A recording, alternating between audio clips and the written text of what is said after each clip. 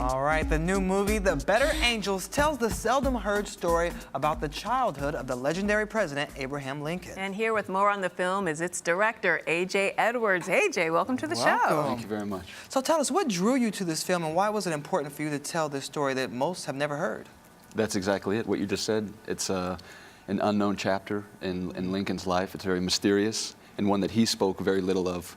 And if you're fascinated in him, knowing that there's this undisclosed part of his biography immediately makes you want to look deeper. And you've got some big names attached to this project. Wes Bentley, Diane Kruger. My goodness, how'd you go about getting them involved? It was a long process.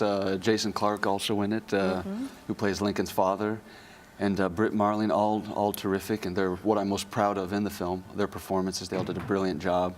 And then the non-actor children, the boys and girls, the Lincoln family, yeah, they fill out the cast. All found in Kentucky. Must have made it easy to go to work.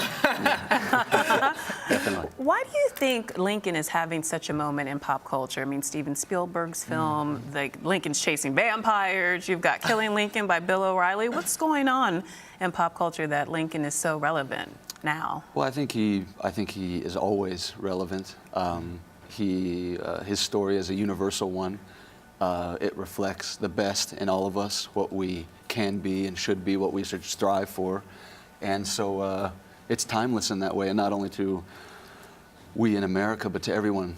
It'll always be very pertinent. Yeah, well, how historically accurate is this depiction of the younger years of Lincoln, and what type of research went into developing this story? Lots of research. Yeah, we had a historical consultant on the film named William Bartelt. He's the greatest living Lincoln youth scholar out of Indiana. Really? And we followed many seminal biographies, Benjamin Thomas, Carl Sandburg. So remaining true to history was definitely our aim. Why do you think he's considered one of our nation's most important presidents? Because he kept us bound together during a time of great division, the Civil War being probably the most important event in American history. The fact that he led us to success in it makes him the most important figure. What's the most important or most surprising thing you learned about him while doing this film? He was someone that was always evolving and growing in his intellect and in his stances, his political positions. That today is very unusual. If someone changes or has a bit of gray area, we definitely dismiss them. We don't like that. And he was someone, even in the last 10 years of his life, was constantly changing his views on slavery, improving them. And yeah, one can only imagine the heights he would have reached had he lived a fuller life. Yeah, how do you think his childhood impacted the president that he became? And that question is the heart of the film. It's really focuses on his two mothers and his father, but the way that they shaped him, guided him, disciplined him, they recognized his great intellect, his desire to learn, to be educated, and they nurtured that. And so it's a beautiful story in that way, and it really is kind of the key to unlocking the Indiana years and how it progressed to him being an attorney in Springfield, Illinois. So ultimately, what do you hope people will take away from this film? Well, I hope they'll see that everyone around us shapes us at every moment. They can encourage us for good. We have our own better angels, just as he had his.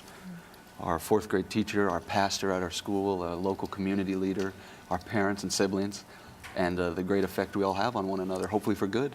Yeah. So this was your directorial debut, correct? Yes. Okay, and what was it like for you to step behind the lens and be at the helm of something like this? Well, like you said, with the cast, it definitely made it easier. They all did such a perfect job and were so prepared, supportive. They understood the material. They had a great understanding of their characters, and that makes all the difference so that you're not having to micromanage. Well, because you had so many big names and it was, you know, President Lincoln, it was, you know, a huge undertaking. Was that a little intimidating for you to take this on as your first project? It is definitely ambitious for a first one, yes, but I guess my naivete was my strength in that way. So what's next? I have a picture that I'll be shooting in the spring of next year that'll take place in Texas, and it's a modern-day redemption story in the vein of Crime and Punishment. That sounds interesting. Yeah, okay. Punishment. Well, good luck, and thank you so much for being Yes. here. And where can we catch the film? The film opens November 7th, New York and LA, and here in New York it's at the Sunshine. Love And that everywhere else theater. after that. That's right. All right. Thank Thank you you. so much for joining us, and good luck on the movie. Appreciate it. And you're watching Arise Entertainment 360.